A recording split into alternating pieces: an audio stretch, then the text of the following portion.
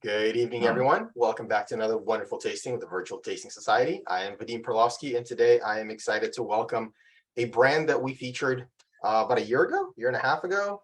One of our favorite people who has become a regular here at the Virtual Tasting Society, Hunter Leese. He represents a fantastic portfolio of multiple brands, one of which is the one we're tasting today, the Irishman.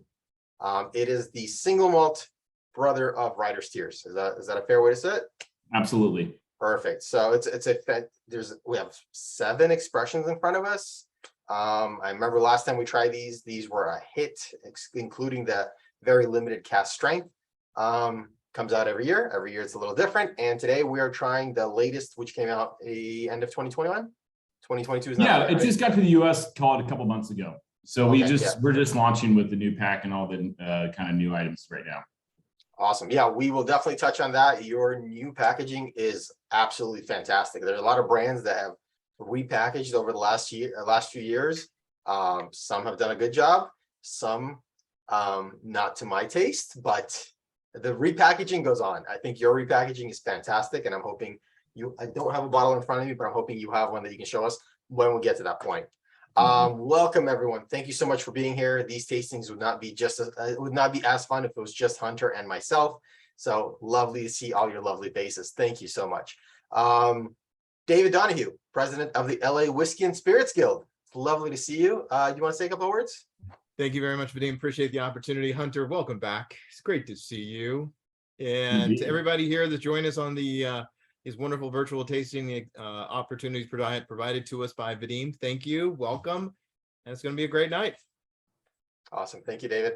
For everyone who's a regular here, you know the drill. Ask questions, get nerdy. Let's participate. Anyone who's here for the first time, welcome. Thank you for being here. Act like you're part of the family. Kick your feet up. Enjoy. Lorelei, welcome. Thank you for joining us. All we ask is that when you're not asking a question, you're not participating, just keep yourself on mute so we don't get background noise and we're not overlapping each other. If I notice you're not muted and you're not talking, I will help mute you. Please don't be offended. Just let me know you were going to ask a question. Just trying to keep it clean. But on that, welcome. Thank you all for being here. Without further ado, Hunter, you want to tell anybody who's seeing you for the first time who you are, what you do, your brands, and a little bit about the Irishman? Yeah, absolutely. So we'll start with who I am. Again, my name is Hunter Leese. I'm the brand manager at Hodewin & Co. We distill on our own, but we also import a lovely slew of fine brands, Luxardo, Nika, as well as my portfolio, which again is all Irish. So what we have here is one piece today of the Walsh portfolio. We have the Irishman. We just again went through kind of repack and rebrand. Similar expressions to what we've had, maybe a couple of things that you guys haven't had yet here on this tasting. So hopefully we'll have some new fans today, or at least get you to try some new expressions. But I'll just kind of show real fast, just kind of a little quick shot of what the Irishman looks like now. Just kind of give you that. This is our new core range, starting with the Harvest, which is what we're going to have first here today. And then on the left there, looking at it, not the bottles left here is a single malt. And then also the Caribbean cask, which was formerly just called the Founders Reserve Rum Cask. So that's kind of when we just to give you an idea of what it looks like. So we see it out there. These are kind of most distributed 3 items here, but I'll take that off now just so you can see everyone in the group here. But again, so getting back to Walsh, we create some really fine Irish whiskeys out there. And Vadim referenced it earlier. Just this is kind of the brother brand, sister brand, whatever you want to call it, to Ryder's Tears.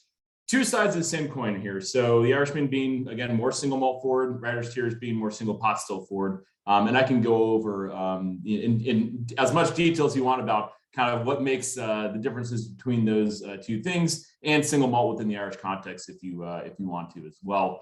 Just kind of the differences that you'll see versus some Scotch whiskey, things like that. But we start off with the blend on both sides of the portfolio. So what we have here is the Harvest. That's kind of our first expression that you'll have in front of you. That's probably the highest ratio of single malt in any blend on the market. It's about 70% single malt, 30% pot still whiskey. So you get a good blend, but it's going to be very pot still forward.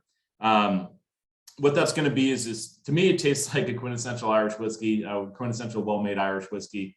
But we'll get into that in a second. But again, we've kind of relaunched this brand here, just again, focusing really on the single malt aspects, kind of returning to our, the Irish roots. Most people think single malt, they think Scotland. While Ireland and Scotland both could claim kind of some of the first people to develop whiskey, going back in the around 11 or call it 1000 BC or AD, when the Irish monks brought really perfume back from the Middle East, North Africa, stuff like that, and it was all done in alembic still back then. They brought it back, and eventually that evolved into what we call whiskey today. But throughout the first kind of portion, not to give a history lesson, this is what I nerd out over. So again, I'll give you a bit of a history lesson here. But while no one can really, again, claim where whiskey was invented or where single malt was first started, the Irish were really the early dominance of single malt whiskey. You go back, look at some of the advertising from there, some of the boxes and stuff like that. It just says Irish malt whiskey. This is before single pot still was even invented. So we're talking, call it like late 1600s, 1700s, really around then. And the Irish were known for having single malt throughout the world. We were the original dominant of the commercial market out there. Wherever the British Empire sold, wherever they were present, whatever they rolled over, they took Irish whiskey with them. And that didn't really shift until late 1700s, and when single malt in Scotland became what it is today.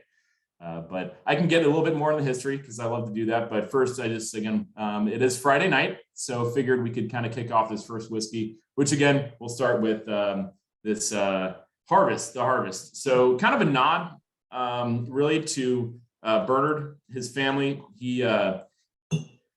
Bernard Walsh, he grew up in the southeastern part of Ireland, and his whole family were barley farmers. And that's kind of what really gave him the inspiration to get into whiskey himself. He was a farmer by trade, and that's kind of what the Harvest is a nod to.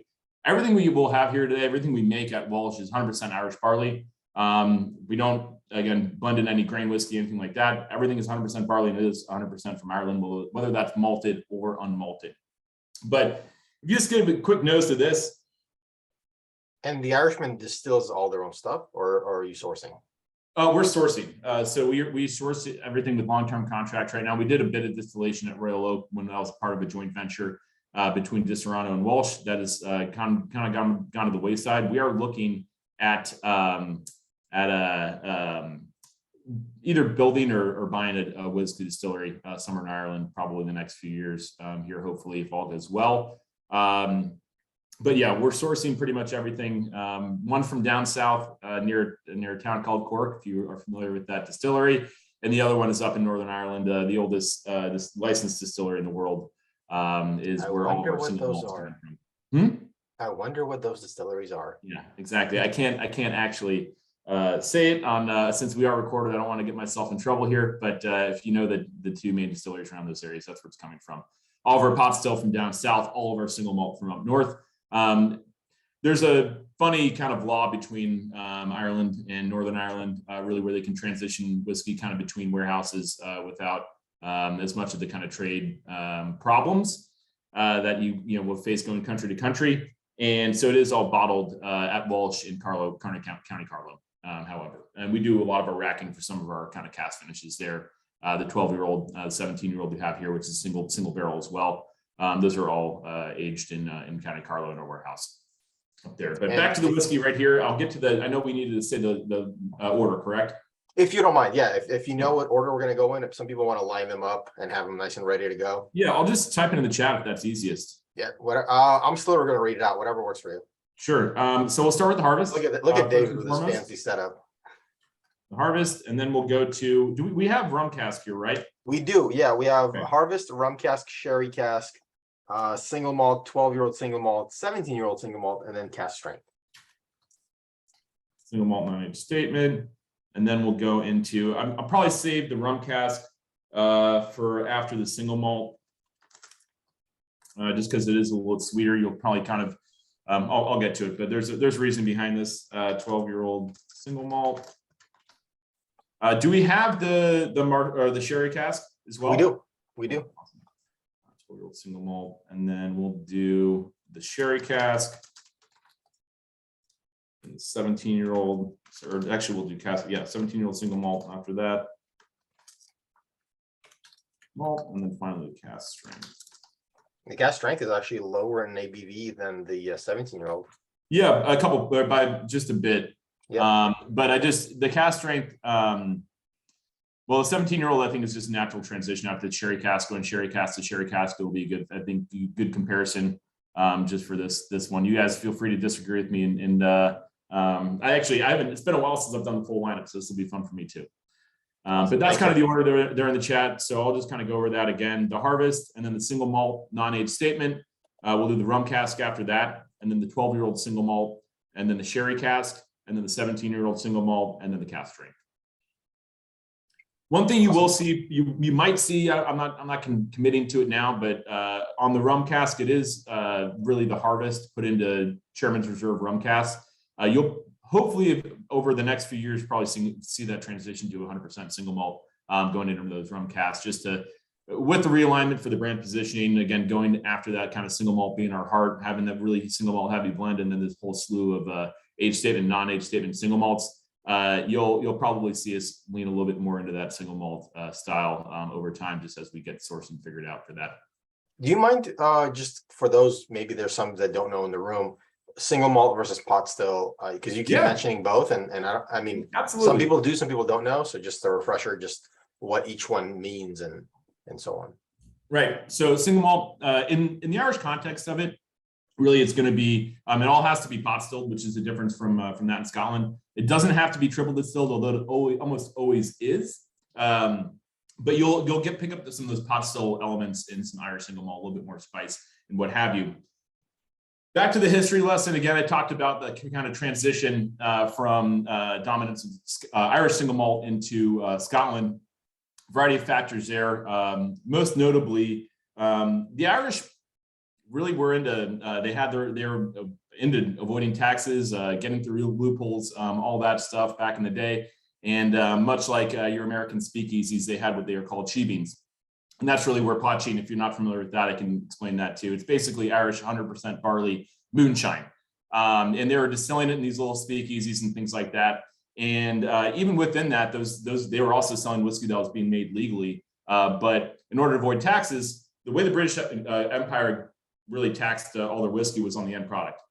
So if I'm an Irish distillery and I have a third of my business going to these really speakeasies, things like that, I'm only claiming I'm making 2/3 of what I'm making. If I'm selling the rest of the other third illicitly, then the government doesn't need to know about it. So really, what the British then did is they started taxing the input. So they started taxing malted barley back in, I want to say 1785. I might be a year or two off on that date, but call it right about then. Maybe 1783 might be that. But anyways, they started taxing malted barley, and just to try to control the inputs. If they can't control the outputs, that's the way they did it. And again, the Irish, trying to find another loophole, started using unmalted barley in their mash, and that was really the birth of single pot still whiskey. So it was originally just to cut costs, just to avoid taxes. They started using unmalted barley in there. And stylistically, what that did to the whiskey, again, more that kind of orchard fruit, green apple, all that stuff that you're getting in the malt. It really made it a lot more spicy and actually creates a thicker texture as well. On top of that, you'll get a much longer finish in a pot still whiskey. You'll pick up a bit of that, just kind of going versus single malt versus some of these blends. The ones that are the blends will have a bit more of a finish. You can feel it really drop more into your chest, that kind of whole warming sensation of the whiskey. And that's really the pot still influence. So single pot still, same rules as single malt, but the only thing is you can use malted and unmalted barley. You can actually these days use up to about 5% of other grains. Generally, it's oats, just because that's another big Irish grain that they make there. But that's the kind of big differences between those two styles of whiskey, single pot still versus single malt. But single pot still being, again, you can only make it in Ireland. It is a protected classification. You can't make it anywhere else. Although people, will attempt to do so. So that's these days, like, probably the most distinctive Irish whiskey there is. But again, we're here to talk single malts as well, just because the Scots have had their heyday with that for too long. So as far as classification that goes, answer that, Vadim? Yeah. So as far as classification goes, because I know single pot still tends to be a confusing discussion when at least when I try to talk to people that like Irish whiskey. Both single malt and single pot still are made in a pot still. It's Both just, made in the pot still. Yeah. it's just the classification that a single pot still has malted and unmalted barley. Yeah. That's If you really see the big difference. exactly, and if you see grain whiskey come out of Ireland, it's really because it's made in a column still. It could still be barley. It could be any number of any other grain, but it will be like anything that's made in a column still will actually be called grain whiskey. No coffee Yeah. stills in Ireland? There are some. So funny story about that. Again, the history man that I am. Aeneas Coffee was known who patented the coffee still. He was an Irishman. He was an Irish taxman. Actually, he was the guy going around busting these speakeasies. And most likely he stole that idea from someone else, but he did patent it. And the Irish, kind of being purists, and also probably just because he was a taxman, they didn't like him very much. They didn't. They turned their nose up at column stills. Column stills, if you don't know, are much more efficient. You continuously distill on it. You don't have to batch distill. And yeah, you said Middleton has huge coffee stills. That's absolutely true. There are much more now, but kind of going back into history, they were not fond or keen to use column stills. But it made much more economical for Scotch, and also their double distillation method. It just created a much more cleaner whiskey. Scotland before then was making pretty diesely whiskey, pretty hefty. And also they're using a lot of peat just because that's the fuel source there. But that's kind of when really the column still plus the taxes on malted barley really shifted the power in single malt away from Ireland and into Scotland. Is kind of the genesis of that around 1800s, early 1800s, somewhere around there. But yeah, coffee stills, that's for grain whiskey in Ireland. So. But I'm just gonna. What do you guys think of the harvest? Again, I always like to hear what you guys think. It is our kind of core skew. It's our blend. It's our kind of tried and true, easy drinking, very mixable, all that stuff. No, it's great. So is Harvest replacing Founders Reserve as kind of the flagship opening offering? Exactly. Okay. Exactly. You know, Founders Reserve, we just found was just being the entry level is kind of a misnomer. And again, we wanted to tie it a little bit more to Bernard's history, and also the fact that we're using Irish barley, and that it is again coming from in country for Irish whiskey. So not into the people who are actually out there in the fields making the barley, growing the barley. So, but not even spiritually, it's the same blend, just kind of repositioned a bit. Okay. So the harvest being 70% single malt and 30% pot still means it's what, 85% single malt ish, and then 15% malted barley. So the blend of the pot still in here is going to be about 55%, 45 malted to unmalted barley in that. Okay. So you So can then do the breakdown 87. there. Yeah. Yeah. So it's all barley. It's all barley. It's every whiskey you'll have from our portfolio period is made with barley. That includes a whiskey that goes 100% barley. That includes a whiskey that goes in our cream as well. We've done this a couple times, and I'm a broken record, but my only problem with good Irish whiskey like this is it's just too easy to drink. It goes down like gator. It goes down like water. It's in a good way. I mean, it's this. I definitely get a little spice note, which like, oh, that's interesting, but it just is so smooth and so easy to drink. Like for me, it's just like I get like Jolly Rancher green apple on there, like especially the nose big time. I mean, one thing you'll see, especially with our whiskeys, but especially our single malts, is and Irish whiskey in general, you'll see a lot of green apple, orchard fruits, pears, things like that. But in this one, I just pick up that more tart green apple, especially on the nose. It is aged minimum 7 years in bourbon barrels, so you'll get a little bit of that vanilla on the backbone as well. They're not all first fills, some of them are, but you'll get some of that kind of bourbon influence in there as well. Versus when we get to the single malt, which is about 50% bourbon, 50% sherry cask. So, all right. With that, do you guys want to move on to number 2 here? All right. So we'll get the single malt going here. Again, as I just referenced, it's about 50-50 split bourbon cask to sherry cask. And it's all Oloroso sherry cask on that. So you'll pick up, again, more of that kind of candied fruit note. Definitely some more of that sweetness coming through. For me, I think it's just drinks a really nice single malt. And actually, just given the sherry cask influence, reminds me a bit of some Redbreast 12 out there. if you're going to do a bit of comparison. And again, because that's 100% sherry cask, and it's about 50-50. You still pick up that green apple there. For sure, but you definitely get some of that mustiness, a little bit of that Oloroso kind of coming through, some of that sherry cask, especially on the nose. This is really what a beautiful color. You get a little bit more deep amber, again, also from that sherry cask as well. I'm a sucker for sherry. You'll see that from me constantly, no matter what tasting we're doing. I'm always a sucker for sherry cask, and it's I don't know what happened, but it's just this. Yeah, I am.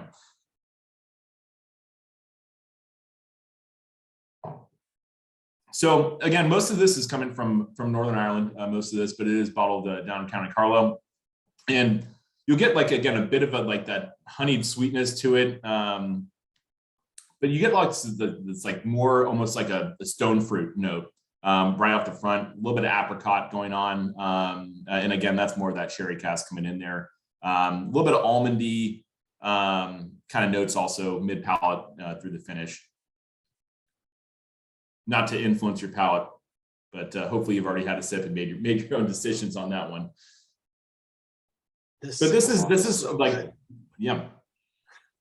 One thing you'll see is this is like again what we're kind of leaning on. It's one of our core SKUs. You'll probably see it more out there than it ever was before with the repack. We're really again focusing a lot of efforts on this as part of our core SKU lineup, and I think it's just freaking beautifully right now.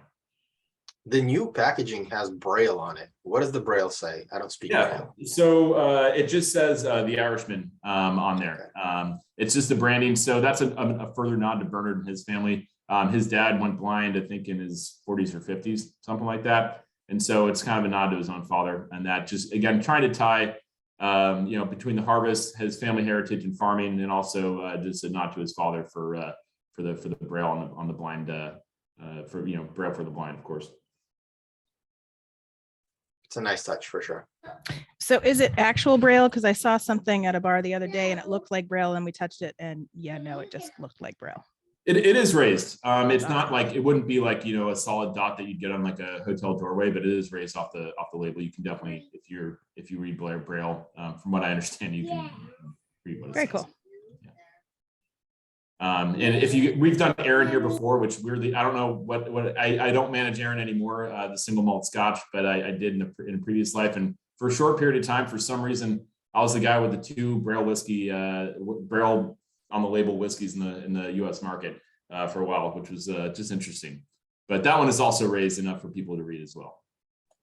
We may or may not be revisiting Aaron, as it is amazing. Are you going to be with Sunita or Derek? Derek, I believe, is the one setting it up.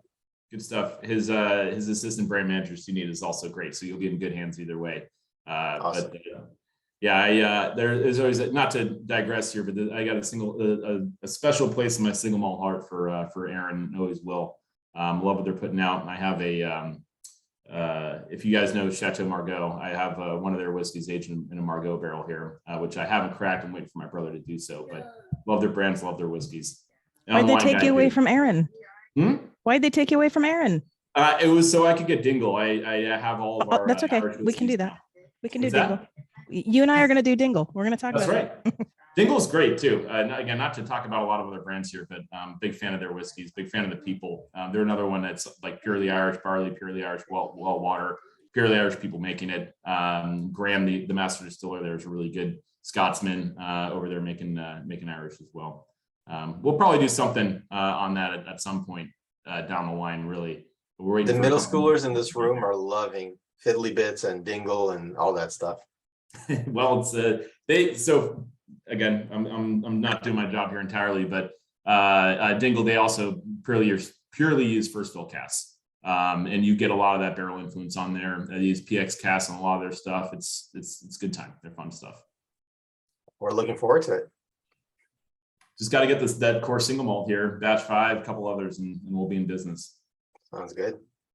So we are on the single malt, which was amazing, and is the rum cask / the way I have it labeled as Caribbean cask Is that a single malt Caribbean cask or is that a harvest Caribbean cask? It's the harvest, so it's a 70-30 single malt. But as I said before, like one thing we're looking to do in the future, just to align the whole brand, is make that a pure single malt. We've done some Marsala cask finishes. The sherry cask, if we ever do it again, we're not currently don't have any plans to do it, but that would be another thing that would be a single malt. Right now, it's the same kind of harvest blend, which is again a fun take on all those. You can tell on these what the cask finishes on those. They're all first fills. The sherry cask being Oloroso, the rum cask being all from Chairman's Reserve down in I'm gonna say it wrong, St. Lucia. Yeah, I for some reason make it Italian. I always call it Santa Lucia. It's not. That's not what it is. But as long as you do this, it's all good. Yeah, exactly. You got to do that.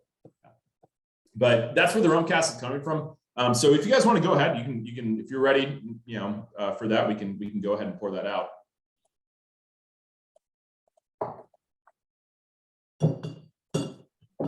So I think of this almost like I use it as a dessert whiskey. Honestly, for myself, it goes in place of ice cream or something like that. It's really like unctuous and like just really like sweet and savory too. It just you get a lot of that kind of more of that tropical fruit coming in. You get a lot of bananas, almost like a bananas foster. Again, just kind of dessert in a glass, in a glass for me. Just that flambéed. Again, I just get pure bananas on there.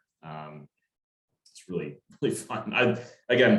This is one of those guilty pleasures for me where it's just something after dinner. Just give myself my sweet tooth a little bit of an itch, I guess, if you would.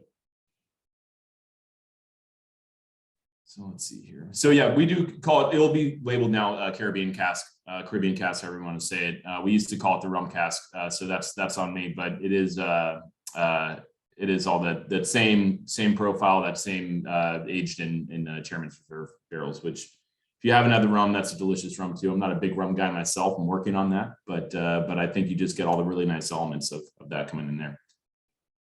Someone said raisins. Absolutely. But this was really like kind of the reason it's still a blend, and the one reason we're going to start going towards single malt is when this was really our first like kind of limited time offering. It just became a core item now, is typically a seasonal release. And so kind of being our first LTOs is kind of the first base off that core harvest, even before we had a single malt in the portfolio going back, kind of early 2000s, mid 2000s is when we first started doing this. It is slightly higher proof too. So you'll get that 46% ABV. You'll get a little bit more in the finish. You'll get a little bit more mid palate too. It's non-chill filtered, unlike the harvest, which is chill filtered. So there are some differences versus the core skew in that matter. But again, you'll just get a lot of that rum cask on there. I take it anything that's under 46 is going to be chill filter, right? So the single malt. Pretty typically, I mean, malt. we'll non-chill filter at 45. Just because it is triple distilled, we don't typically have as much of that particulate in there. But yeah, that's pretty much everything except for the harvest here is going to be non-chill filtered.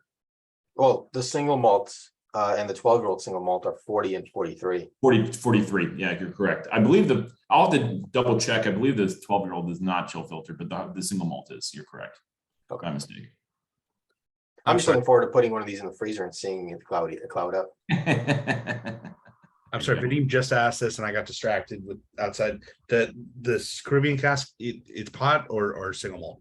I know you just said this. So it's 70-30 single malt, 30% pot still. Right. So the Caribbean cask and the sherry cask that we have is essentially the harvest finished in a rum cask or a sherry cask. Correct. Okay. And those are all, again, the rum cask, all first fills, the sherry cask, all first fills. The sherry cask being 100% Oloroso on that finish, but they both begin their life 7 years in bourbon barrels. 7 years, wow, that's a long time. Minimum. That's that. We don't claim any age statement on there, but it's minimum 7 years by just our contract. Kind of going back actually. So people ask, there's a lot of new Irish distilleries. When we first started in business in 1999, there were 3 Irish distilleries at the time. Now there's over 40 either under construction or in place. Back those days, still to this day, you talk about Middleton, you talk about the people down there, the master distillers. Back in the 80s, really, when it was less than 1% of the global consumption was Irish whiskey, coming down from 40% in the 20s. it was a damn near irrelevant. No one's really drinking Irish whiskey back then. Credit to the folks down in Middleton, the master distillers down there. They took a lot of time in actually laying down casks, having the foresight to really just keep the art alive back then. And that's the only reason we have any decently aged pot still whiskey these days, is because of their efforts down there. But again, going back to 1999, when Bernard got out of tech in France, weirdly enough, and decided that he wanted to make his foray into Irish whiskey, the only way to learn that was, again, learning from the best. And so he went down to Middleton, befriended a lot of the master distillers, and that's really where he learned his craft initially, was from those guys. He would tell you that himself. I've heard it out of his mouth. But that's where he learned just like everything he knew about, and everything he knows to this day about whiskey and whiskey production, including his Friday tastings. He's every Friday he makes sure to get some barrel samples down from the warehouse and taste what's ready, what's not, and kind of take a look at any new experiments they've got going. Some things may come to market, other things won't. Most things don't come to me in the U.S. Come to us in the U.S., which is a bummer. They've got some single cast stuff that they did. They just did another collaboration with Dick Max, which is if you make it out to Dingle, make sure to stop there. There's always some fun Irishman releases, but it's one of my favorite pubs in the world out there in the Dingle Peninsula. But they do a lot of collaborations with them. Most recently, it was finished in a beer barrel, I believe, out of Dick Max. They've done a few of those, but we don't get any of that here. So why am I talking about it? But that's just the kind of stuff that Bernard's always tasting every Friday and trying to get a feel for. So,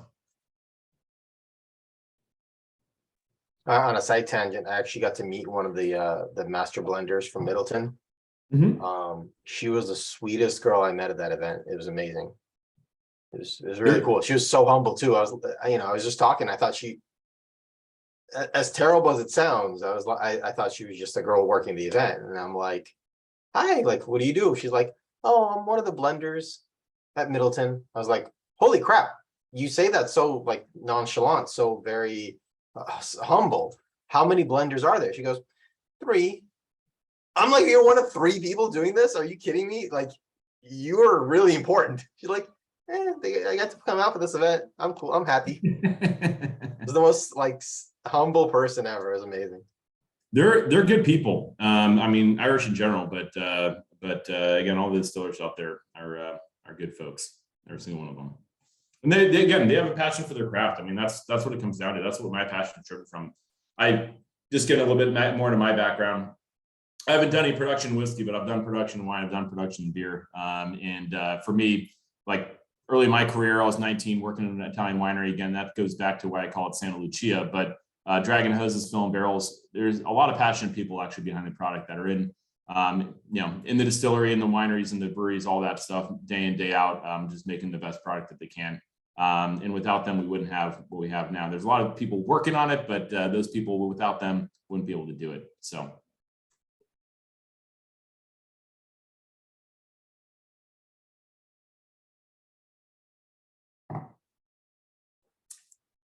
This is, it is making me want dessert again. It's, I'm not a big. Specify what rum you're using for this? Because Chairman's Reserve, a big place.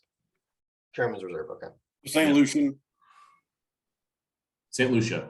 How did you all actually come to? I mean, that seems like a really specific choice.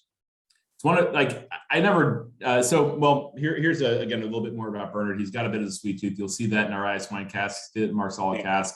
Lots of chocolate, lots of honeyed sweetness, stuff like that coming on the back end. And he is a fan of rum, and specifically Chairman's Reserve. I mean, he's just built relationships with a lot of people. The Florio Winery down in Marsala, that's where we get all of our Marsala barrels from. That's a winery that he's had a relationship with and something he's always been a fan of. So it's really his personal relationship with these producers and appreciation for the product that they're putting out that's driving his barrel selection on that. That's neat. I don't think there's as much connection for the Oloroso, to be honest, but for those two. Oloroso. Sorry, Tony, I cut you off there. That's okay. When you do a first fill, do they shave like the inside of the barrel? Or not typically. You're trying to, I mean, that would take off a lot of that influence of whatever was in there before. So we might take it to the cooperage to do a little bit, like if it's a leaky barrel or something like that, but really you're not doing any shaving, anything like that. You want to, again, get that influence of the spirit, and it has to be done pretty quickly. those barrels will dry out. You're not going to get nearly enough as much of that kind of again liquid influence on there if they do dry out. So it's got to be pretty quick. A lot of times they'll actually wrap them in cellophane too, just to keep the moisture in as well. Okay, that what you just said about doing it so quickly sort of, negates any shaving. You're just putting it right in there. Yeah. Okay, thank you. Yep, absolutely. Again, they may go to the cooperage if you've had again, going over writer series, if you've had our Mizunara cask, those are notoriously leaky barrels. We actually can't keep the whiskey in there that long because they are so leaky, which is obviously a problem, but that's one where there's just always a barrel tech somewhere trying to watch after them. But one more thing is, so I talked about the relationship with Bernard between Florio and also the Chairman's Reserve down in St. Lucia. But Inniskillen is our ice wine cask provider. And that's another personal relationship. It's made with all Vidal grapes, and that's where that's all aged in, is Inniskillen Vidal cask. I think we did that back in the Writers Tiers one, right? I was gonna say that sounds familiar. I know of a brand that just did an Inniskillen. I can't pronounce this name brand expression. Fair enough, but again, it's tough. Those Canadians up there, they're crazy. Yeah. So Jeff, you said Jeff or D, you said Mizunara is the bomb. That's one of my personal favorites as well. That's actually going to be on shelves pretty soon too. So that was like one of the first Irish whiskeys that wound up coming out in Mizunara. Yeah, it was. Bernard was ahead of the curve there when it came to it. And that whiskey is absolutely gorgeous. It is bottle also a cask strength, but that's really just arrived in the US, called a few weeks ago. So you actually start seeing it in shelves again. It's an annual release. Sorry, Jeff. Okay, I was going to say, Just the 22 version of that is going to be on shelves here pretty soon. It goes, and we only get about 200 cases of it. We do about 3, maybe 4 barrels a year of that, and whatever we get, we sell out before it's even here. Because those are freaking outrageously expensive barrels. Well, fun fact about that, it all comes from the foothill, like the foot of Mount Fuji is where all that Mizunara oak is grown. And just the way, kind of like eucalyptus, not that you'd use it for whiskey aging, but you really can't harvest that tree until it's about 100 years old. It doesn't grow straight enough. It's too knotty. So you really have to wait for to be fully matured. There's only so many of them. So not to have another digression, but just talking about oak in general. So bourbon oak, it's made from all American white oak. It's going to be, for whiskey aging, one of the widest grain barrels you're going to have. That imparts a lot of that kind of vanilla and more of that kind of caramelized sugar flavor that's going to go on there. European oak, doesn't matter if it's French, Hungarian, Slovenian, wherever it's coming from. It's all the same species. It's how they season it differently is going to be some of those differences from country to country and also cooperage to cooperage. But that's going to be kind of the next tightest as far as the grain of whiskey, and that's going to have more of that, again, kind of spice, more of that kind of, honestly, like I get like a very woodsy element coming out of European oak barrels. And then Mizunara oak is an entirely unique species on its own, and it's even tighter grain than European oak that you have out there. It's its own, again, it's its own genus of oak, just for a fun barrel exploration there. I think I've probably talked enough here, so we can move on to that 12-year-old, which difference here versus the regular single malt non-age statement is the fact that it is 100% bourbon barrels versus that 50-50 roughly bourbon to sherry cask. And it is all first fills on that as well, about 43%. This is one of my favorites personally that we have. We also sell out of this every year, pretty much from here on out. It's all stuff that we only get allocated once a year. So if you find it, it's one of those things where you're going to want to pick it up. But it is 100% bourbon barrels. Most of those are coming from Heaven Hill, not exclusively, but that's pretty much where those bourbon barrels are coming from. And it is 100% Irish single malt, triple distilled, aged in those bourbon barrels. So just give me a second. Gonna pour some of that. I'm getting like a coffee chocolate. It definitely goes darker on this. I find it so fun because there is a bit of a savory element there. There's that sweet chocolate and all that in the finish, but for me, there's also just that earthiness. Again, it's almost like a sauteed mushroom or something like that. With like, for me, that may be getting a little too esoteric or whatnot, but I do get like almost like a just woodsy, earthy mushroom kind of quality on, especially on the nose, on that one for me.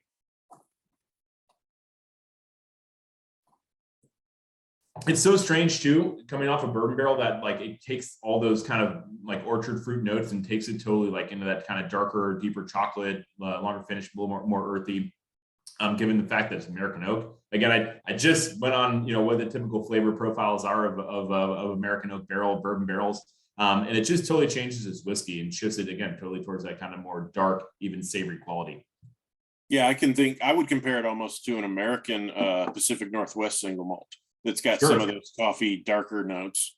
What do you, and are you thinking of anything in particular? So I'm thinking Westland, and I'm thinking a little bit of Wanderback, but not as much fermentation. Yeah, no, I see where you're going with that, with Westland for sure. Having that kind of that Pacific Northwest influence. We're not getting the barrels from up there, just as for the record. It is, again, mostly Heaven Hill barrels that we're using on that, but this is one of those things where again, it's fun to hear what you guys have to say about these whiskeys. So thanks for jumping in there, Jason. The tasting notes I'm reading in the chat are just so fun. Mushroom, almost truffly, portobello mushroom. Portobello mushroom, there you go. Yeah, and you do pick up again that some of that kind of more dried fruit, that apricot, some of that stone fruit that, someone said apricot. You definitely get kind of, especially in the nose and also in the front of the palate, I'm picking up more of that kind of stone fruit for me. And that's, again, more of that single malt influence coming through in there.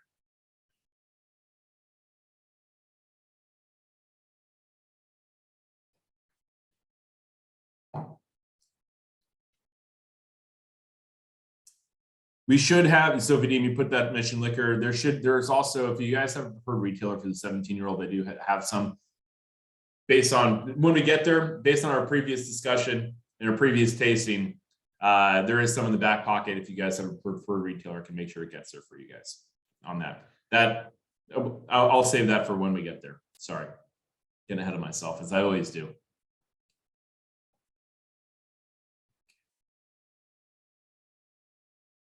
And sorry, I don't have the sherry cask in front of me, so just give me 1 second.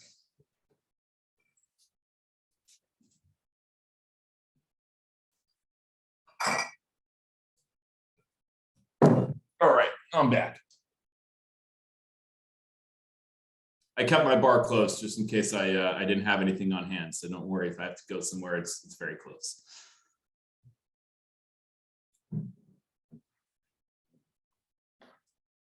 Another thing you'll probably see, just kind of looking forward, since I'm very guilty of just filling air as always, but you'll see a few, like this is kind of our core lineup that happens every year. As we develop the Irishman, as we've gone through this rebrand, we'll probably see some other LTOs come from us. It might be a sherry cask, it might not. We've done some Marsala cask finished Irishman as well in the single malt form. Might see one of those. Hard to predict. We also are doing some experiments with some tequila barrels right now, in some Repo and also in Ajo barrels. So that might be trash. We might throw it out, but just some fun things that we're constantly trying to work on and stay innovative and stay on top of the game. So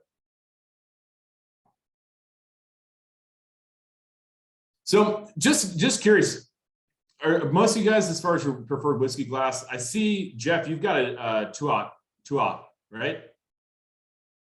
That's I know David bought a couple of 2-offs. I'm surprised he's not using it for the Irish tasting.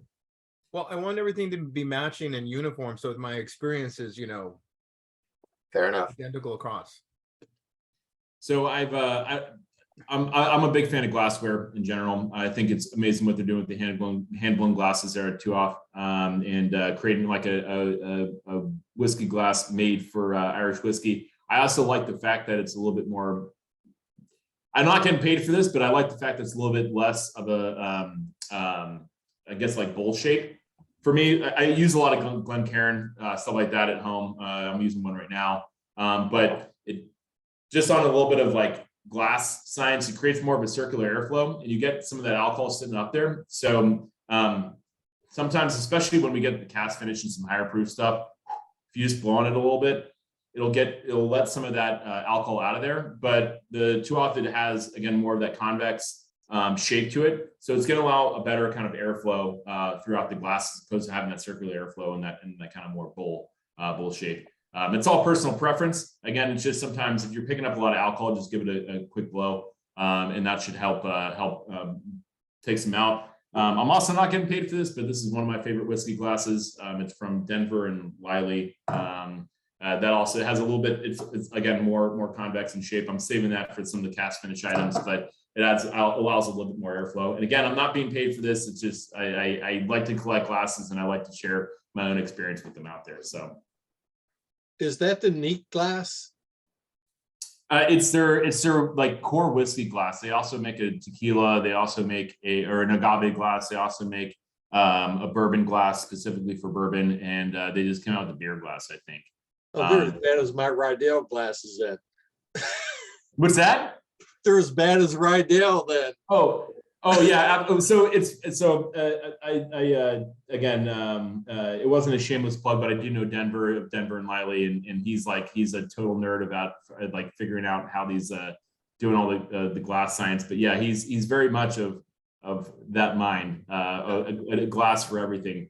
But again, they're fun glasses and whatnot. They are a bit pricey. I'll say that. Yeah, for sure. There you go, Vadim. You threw it up there.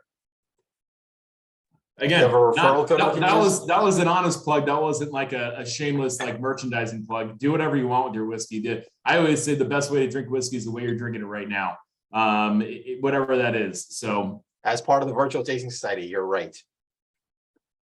that's correct. And that I would say that for cocktails too. Like what's your favorite cocktail? For me, it's a cocktail I'm probably drinking right now. Red Solo Cup, that's fine, Jeff. That works. That's how Jordan does it. In a pinch. We did a very fancy tasting, and Jordan chose to drink out of red Solo cups. If we're doing blind Scotch tastings and trying to determine what is one brand versus the other from independent bottlers, you have to do it out of a solo cup. That's the only, Especially if they're all like in the late 20s, right? Exactly. Late 20-year-olds. Yeah. 40 plus, if you can, you know. not to brag on it. I do believe I tied for first as being one of the most successful in identifying the brands. Just throwing it out there. Hey, maybe Never doubted you for a again, second. maybe it's a more convex approach to it. Maybe it's getting better airflow. I don't know. You're saying it wasn't you, it was the cup. Well, the real thing is when I played flip cup at it, but you can do what you got to do. I'd love to see that. Oh man. Please drink responsibly. David, I wouldn't suggest paper cups. In my experience, the proof of the whiskey tends to deteriorate them. You have to work with what you have, and that's all you have. You got to drink the whiskey. Well, how are you going to drink whiskey? Who cares if a little bit of the wax wax gets dissolved into your mouth, with no coating on it. Well, But they're that- totally just drink it straight out of the bottle. I can't hear you, Kate. You're on mute. Just drink it straight out of the bottle then, David. Yeah, that's the way to go. Give it a quick whiff, and then down the hatch. There you go. That's what I do. There's no wrong way to drink whiskey. Although I think Ron Swanson would disagree. Yes. If you're a Parks and Rec fan out there. Well, he just specifies it needs to be liquid form, to be fair. that's true. It was again, not to get into that, but there was that episode where he's like, "There's no wrong way to drink alcohol," and then he gets to that bar and he goes, "I was wrong. There is a wrong way to drink alcohol. This is the wrong way." And just like a villain, yeah, there you go. So, how are you guys enjoying this 12-year-old? Amazing. Good. That's the word I was looking for. I just like it because the Caribbean cask, I those are fine, but it's something about the Irish, just like the single malts and the 12 years. Those are just, I really am a huge fan of Irish whiskeys. And you don't need to finish them in anything crazy. It's just line them up, age them up, it's spectacular.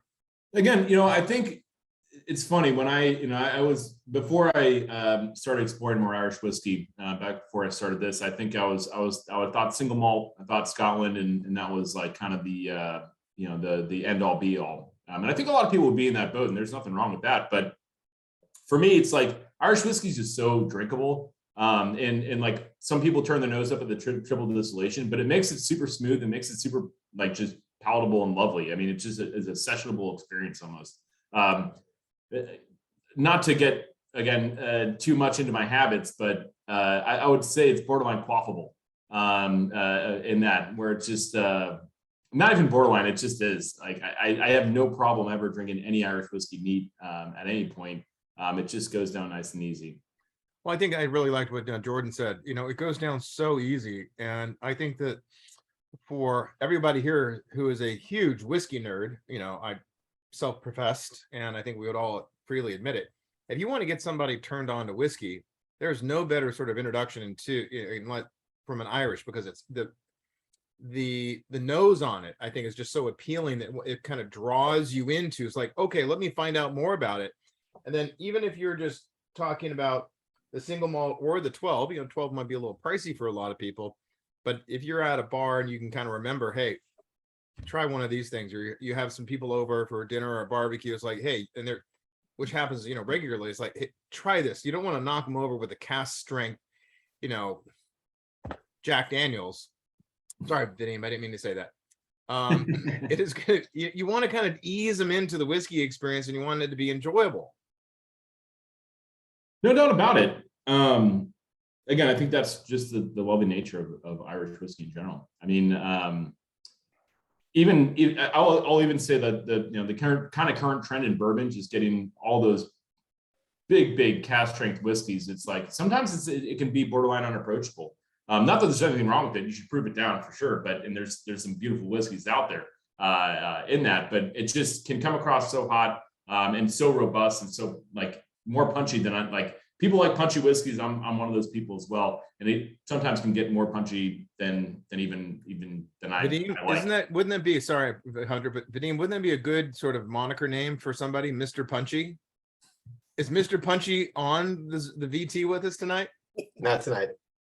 Come on. I mean, would that, God, I gotta send him a message. What I will say though is this 12-year-old, I think one of the things that I really like about it is the fact that it's ex-bourbon. So the spirit really shines, and you get the lightness and the florality and the fruitiness of it. Whereas I know you like sherry cask, and the sherry cask is great, but it can be overpowering. So I like that you get to try the spirit as it is. Bourbon cask influence, it has less influence than like a sherry cask would. So I really like getting that opportunity to try it. Yeah, I mean, you can when we get to the sherry cask here in a minute, like it is, you definitely pick up like some it's purely like rich dark fruit, and you also can almost taste like that like sherry layer that they have on the cask, like that mustiness in there. Not to again fast forward, that is our next whiskey though, if you are tracking for that matter. Are we ready to go to that? Are we holding and savoring this 12-year-old? That's totally fine too. Some of us might already be drinking the sherry. I'm just saying. Okay. Yeah, Some of us. 12 years might have finished Not already. anyone in particular. Some of us might be. Just some bearded fellows with wearing yellow shirts might be. Speaking for a friend.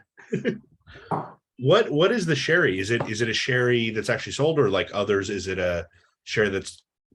I don't know the exact producer. It is an Oloroso. They're all Oloroso though. Gotcha. We don't like at Walsh. We don't, with the exception of one whiskey that's not even here yet and will be for St. Patrick's Day on the writer's tier side. We don't really use any PX casks, but we use a lot more Oloroso, just kind of as a general statement. If it's writer's tiers or Irishman, if we say sherry cask, most of the time we're talking Oloroso. That's his Bernard's preference for his sherry barrels, but we do use a little bit of PX in our single pot still writer's tiers. But with that being said, not to again go to the other brand, but we are here for Walsh and Irishman in particular. But the writer's tiers one that the PX is also balanced with a little bit of Marsala. just takes a little bit of that kind of more, I guess, more of that dried fruit note and kind of brings a little bit of sweetness to it. I think, but that's forward looking about 6 months from now. So, oh man. So you get, again, big sherry bomb here. Like I think it is a total sherry bomb, and I love everything about that. But still kind of keeping that, again, leaning that single malt side, again, that 70-30 blend on this one as well. You definitely get some of that kind of, again, that single malt flavor that we were talking about before, a little bit more of that stone fruit. It also takes a little bit darker into some figs for me. I definitely get like a deeper figgy, again, kind of the date, maybe even like a date paste. Not that you necessarily would want it to taste like date paste, but it definitely get that on the nose for sure. No, it's interesting. I'm not a beer guy. I was in college for a little bit. I worked at a brew pub, and I would get this experience with really dark stuff like Heineken Dark or others where I'd almost chew afterwards. And I definitely get that same thing where my mouth, I almost want to chew at the end of this in a very pleasant way. It really, I think maybe it's the fruit notes or whatever, but really pleasant experience. Yeah, you're probably also going to pick up some of the tannin from that sherry barrel as well. Like that again, it's going to be there's a little bit more tannin in like a Oloroso versus probably like a Fino or something like that, and that's probably that chewiness as well. Some of that tannin from the sherry wine that's coming through as well, and that gives it, again, more of that kind of the back of the mouth experience, I guess you call it.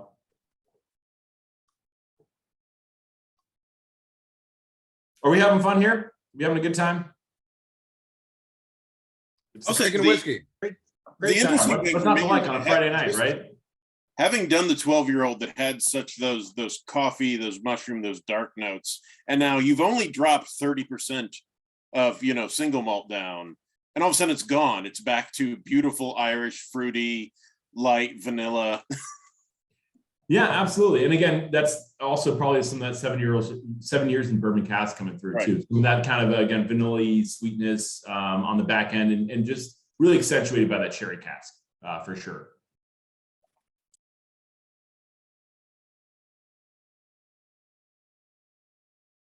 You can also tell in the color too. I mean, Jesus, it's like such a, you put those two whiskeys next to each other, it's like night and day. I mean, it's just, you really get that depth of color and flavor from that sherry cask coming through in a big way. Have we done the sherry cask here before, Vadim? I don't know if we have. The sherry cask, I don't think we have. I don't know if we had it last time. The last time we did this, it wasn't in the US yet. I don't think it was here yet. Yep. But enjoy it now. Once we're out of what we have, that's it. I have pretty clear sight lines into what we're doing, but I know that the sherry cask is not one of them, unfortunately.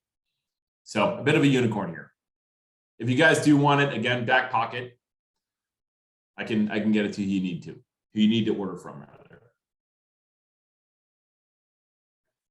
This is, for me though, like a true, like, again, sherry bomb fan. It actually, like, for me, it's almost, not quite, but almost just too much of that punchy sherry. But if you had Mr. Punchy, maybe he would disagree. So wait, Hunter, you're saying that the sherry cask is not part of the standard lineup? No. So if we want it, we've got to go buy it right now. Yeah, and as a special treat, I do have some. If you guys have a retailer, I can get it to them in a couple weeks. So Kate, you have to act now, and Hunter will facilitate your purchase. Act now, yeah, I know. Okay. We're down to about our last 106 packs. So we have about 600 bottles left in our warehouse, and then it's done. I don't need more whiskey, but I gotta say you do. Everybody needs more whiskey. You always have floor space. Floor space. You always have floor space. I love how everyone woke up with the peer pressure. What is this? Stop saying negative things at our tasting. If Kate doesn't want to buy a bottle, I'll buy a bottle, and I'll buy her bottle too. I don't think I apologized earlier, but I do apologize for being late. Part of the reason was, so speaking of having too much whiskey, my wife recently made me slim down my bar cart because we had some guests over and we didn't want to look like we had a problem. So I had to put some away, and some of those I had to pick and choose and make it look aesthetic, and those had to go away. And I was digging through my closet trying to pull out bottles in preparation for the tasting. So point is, if you got closets, if you got space around your house, there's never enough whiskey to have around. What's the saying? You only regret the bottles you didn't buy and open. Yeah, Never regret the ones you bought. I'm especially guilty of that. Pretty much everything in my bar cart is about, there's about that much missing from it. And I've got some bottles in there that I probably should have thought about reselling at some point. But I'm just a curious person. I love exploring, different styles, different bottles, different people's whiskeys, all that stuff. And I have to have at least a dram. So I do regret buying something that is proper and a number advertised by an MMA fighter. I regret that. He might But now punch you you in the tried face it. for saying that, though. Oh, I'd hit him with a bat. That stuff was crap. And I never It's, got that back. Again, not to, it is an Irish whiskey, but yes, it's I've heard it described as watered down Jameson, and there's nothing wrong with Jameson either, but it is again more of a shooter kind of whiskey, and that's what he's going for. He shoots from the hip and he punches people in the face. It's crap. Moving on, back to the sherry cask, which is fantastic. So our next one is what, the 17-year?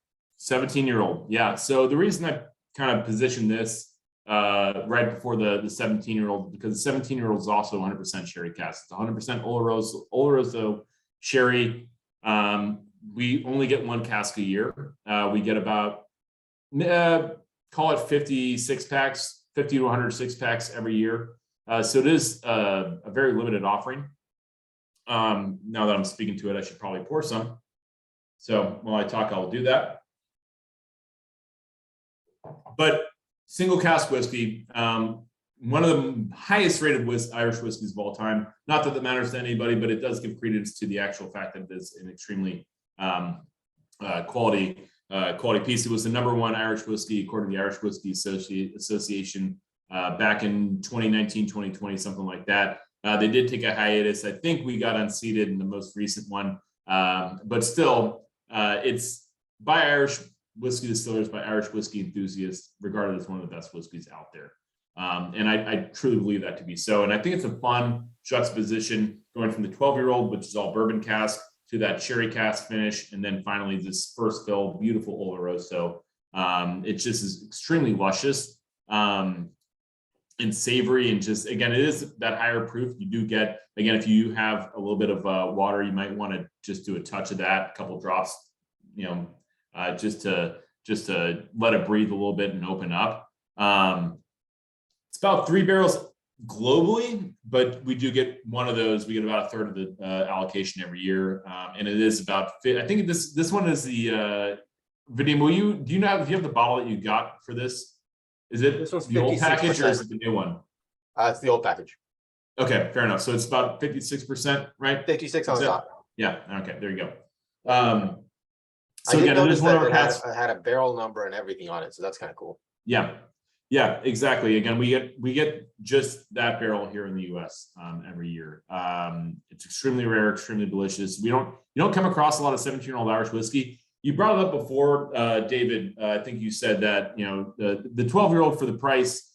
It is a little bit more expensive, but you look at Irish whiskey versus the rest of the world, you're really getting a lot of bang for your buck. You can't find a 17-year-old Irish like just whiskey from Scotland or a lot of other places this is about $250 a bottle.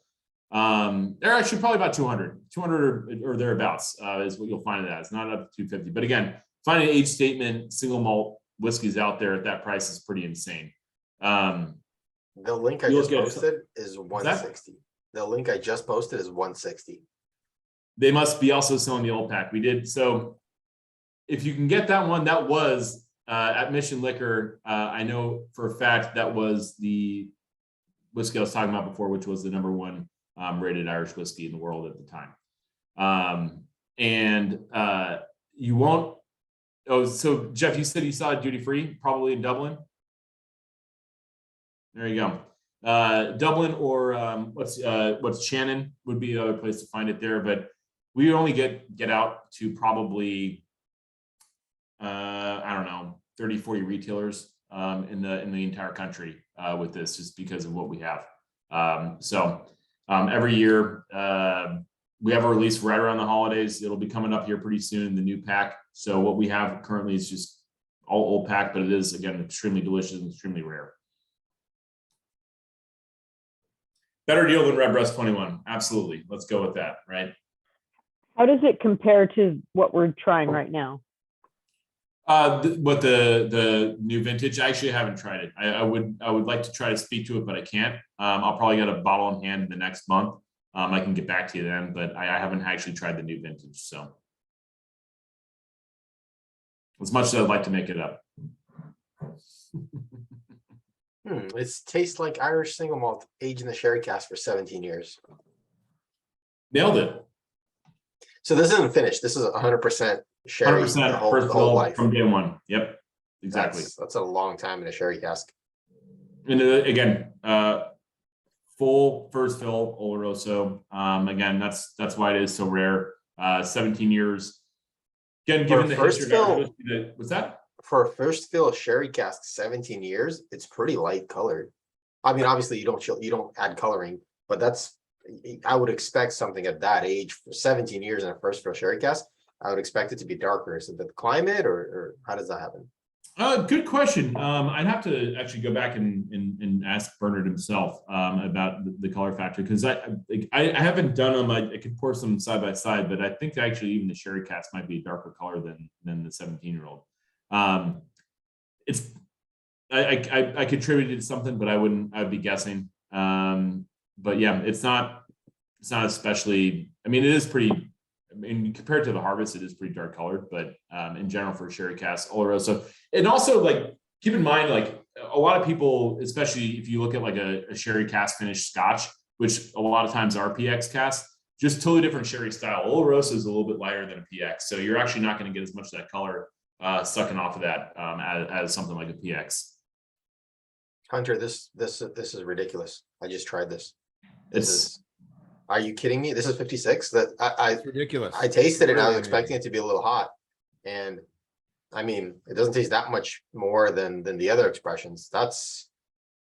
Now I'm getting flashbacks to why people were going crazy over this bottle last time we tried it. And they were saying, as soon as it arrives, let us know, and this and that. This is wow. It's unbelievable.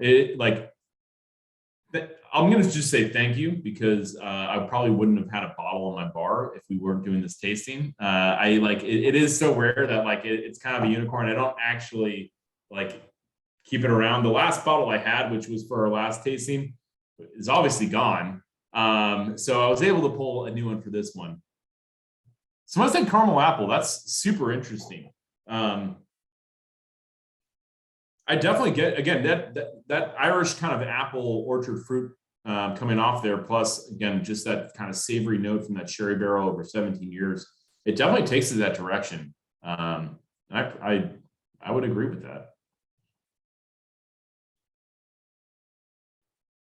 Still that dark chocolate too.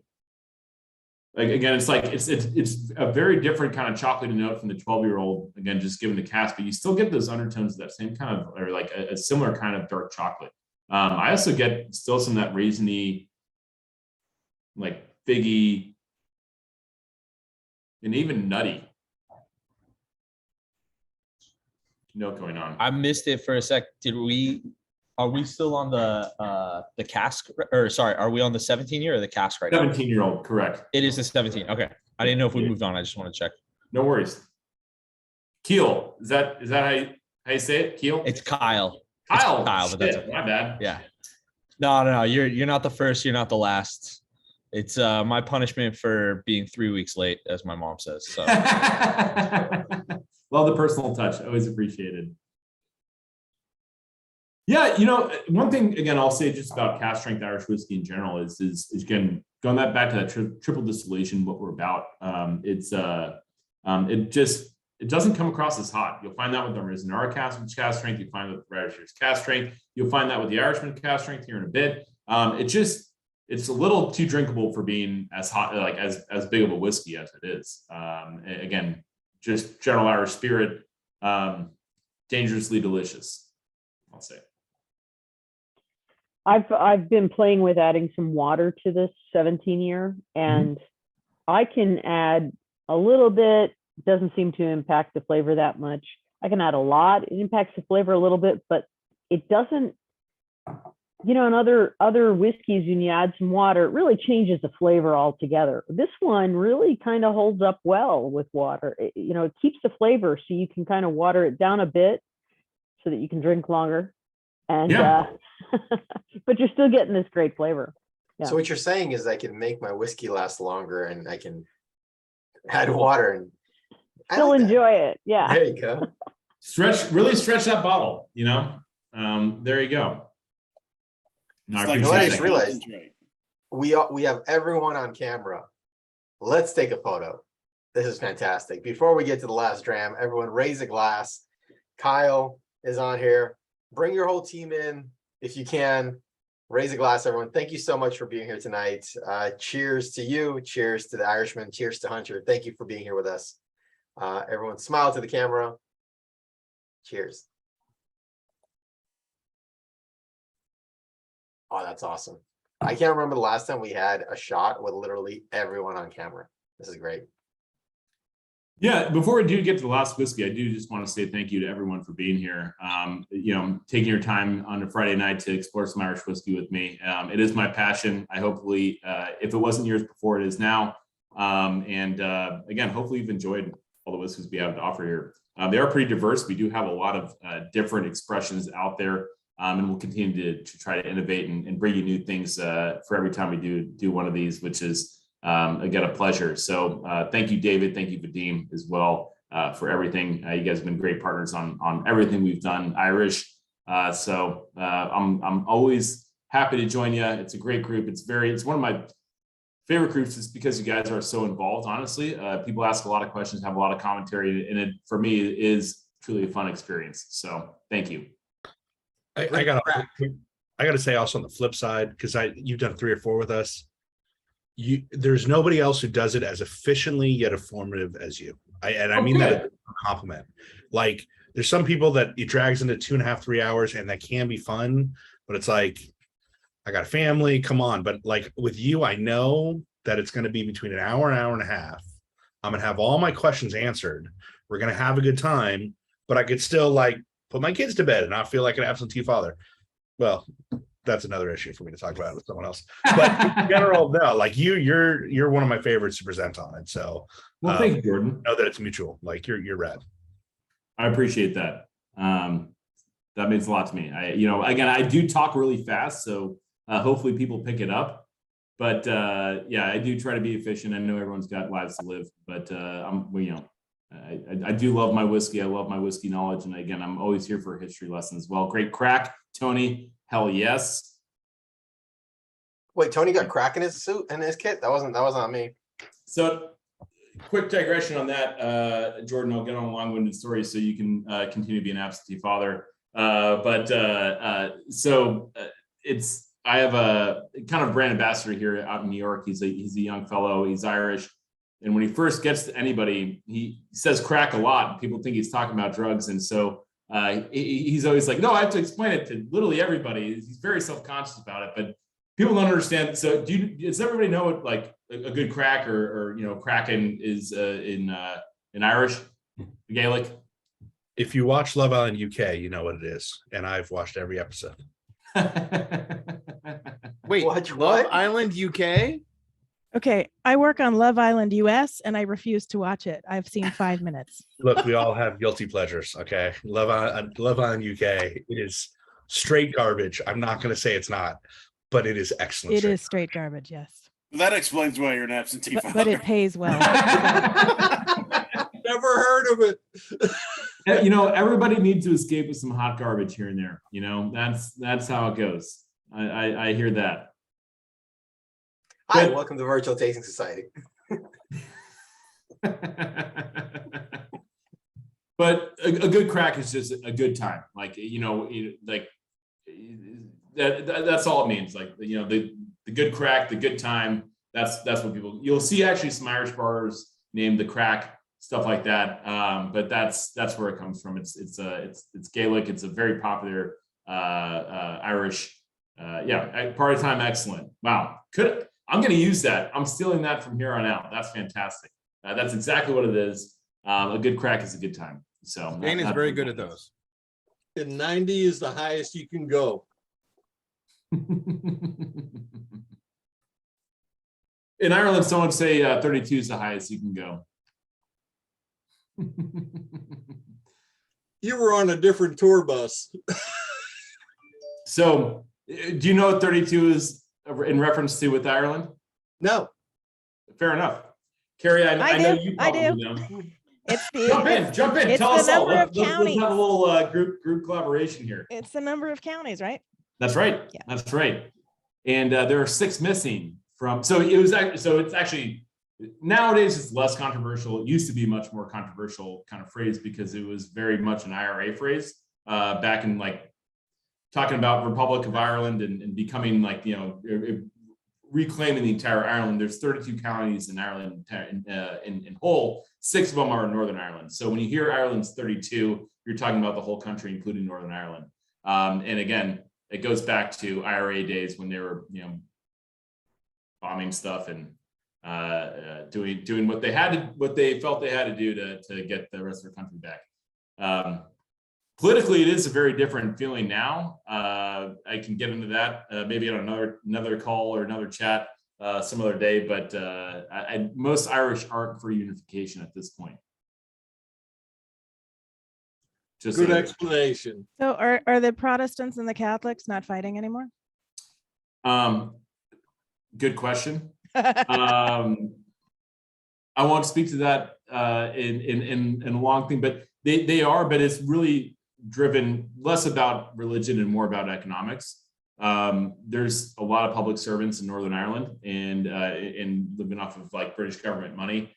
They wouldn't have anything to do with like that whole career set if they were reunified. There's a lot of subsidies going towards well, again, now I'm speaking from the Republic, I guess, so I'll just let that lie.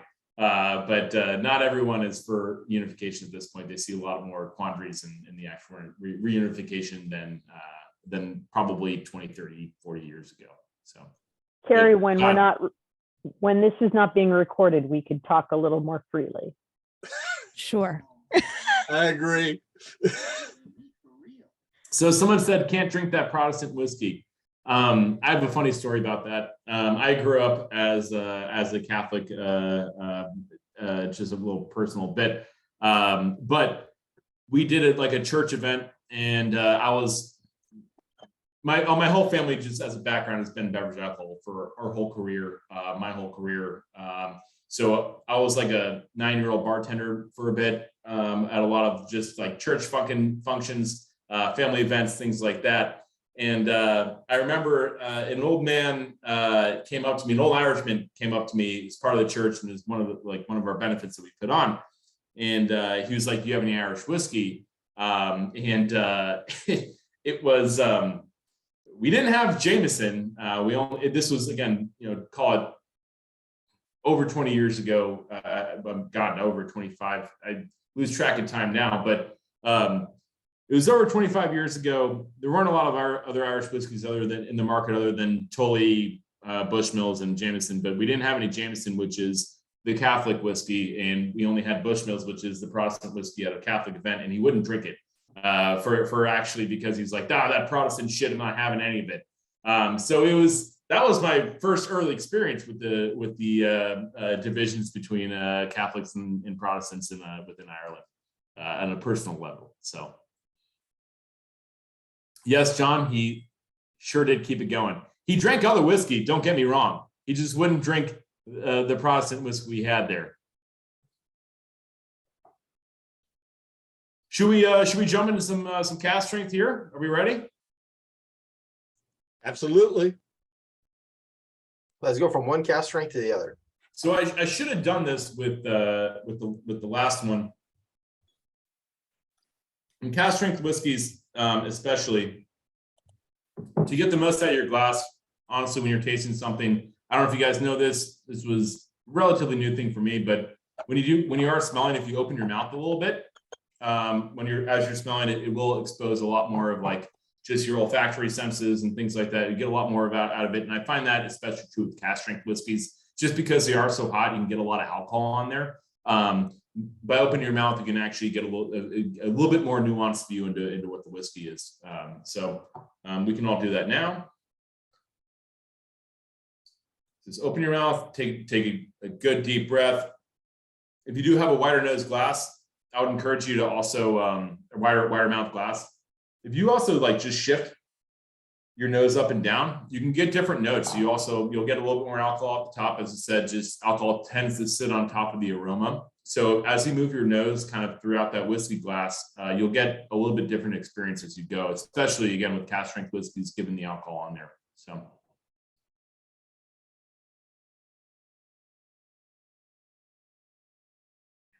So what this whiskey is, this is the harvest really in cask form.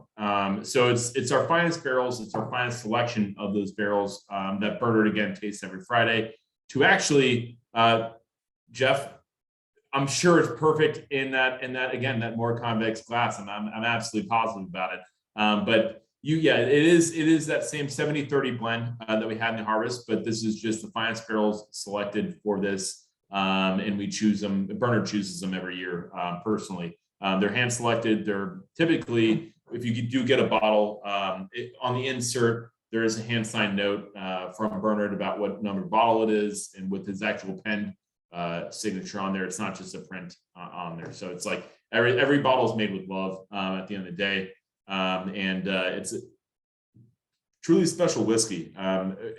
I would say the 17-year-old is probably even more special. We get about 3 to 4 casks of this a year. We only get one of the 17-year-old, but I just think for kind of a capstone, a kind of final hurrah for the brand, it just is, you get so much more out of this whiskey, especially in the palate experience you do with the harvest. And that just, again, is due to that really fine selection of barrels, that really full flavor experience. So. What I like about the Tua glass is that while you're drinking it, you're also nosing it at that same time.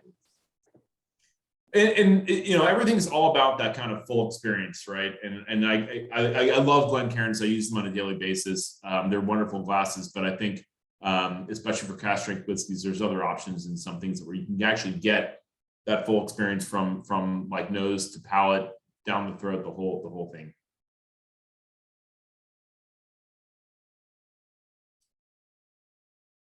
Wow. Jeff, what vintage is that?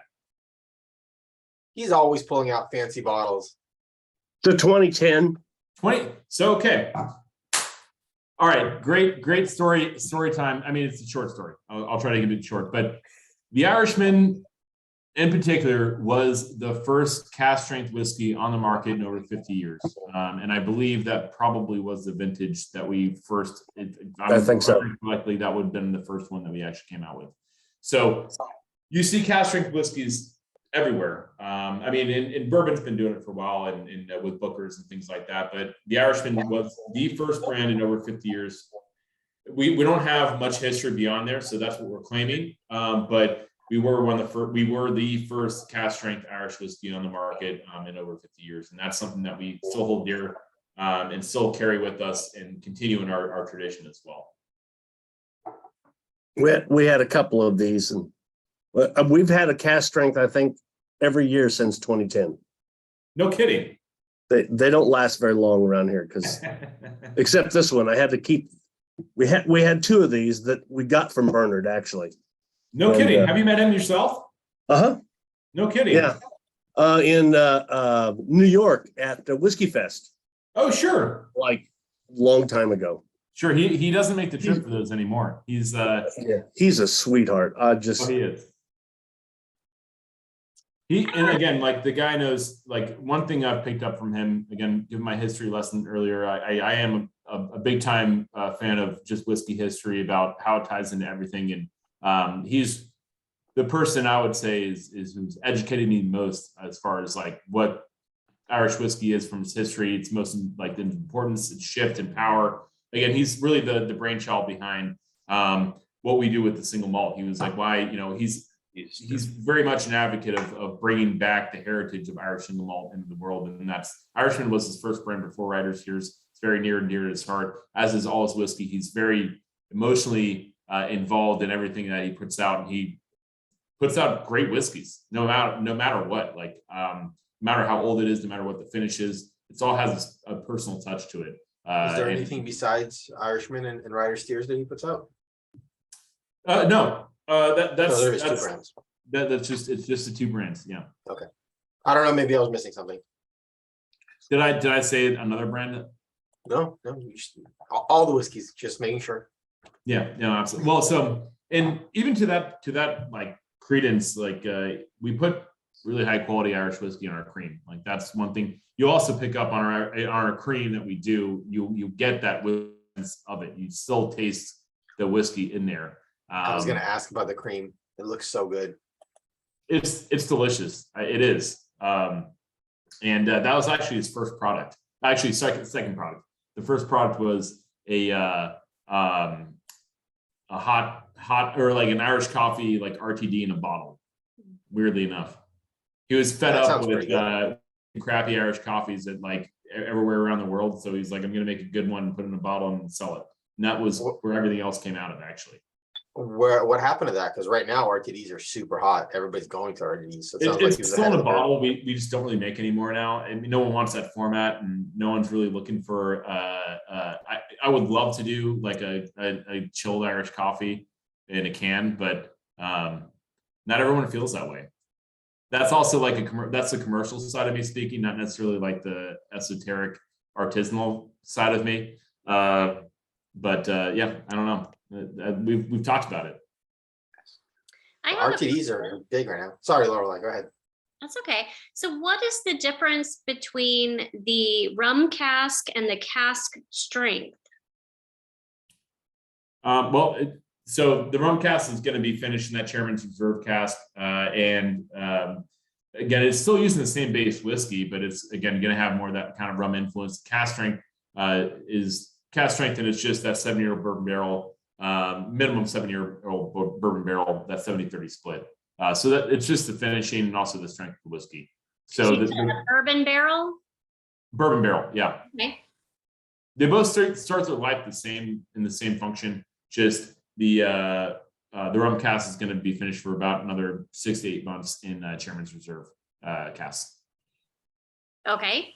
And then what makes the cask strength different than some of the other regular, like single malt, for instance? Is it a single malt or is it something else? It is not a single malt. So it is a 70% single malt and 30% pot still blend. And again, that single malt is going to be proofed down a bit, and it's also finished in Oloroso cask as well. Versus the 12-year-old is an age statement, and that's all first fill bourbon cask on that one. Mm-hmm. Hunter, this says a lot about today's presentation. Is like I said, the first time I've seen everybody on screen and actually having fun and paying attention, and everyone voted in a poll, which is, you have something about you, I don't sir. believe that. Every Somebody single had person. to have been, snoozing. Where's John Debney?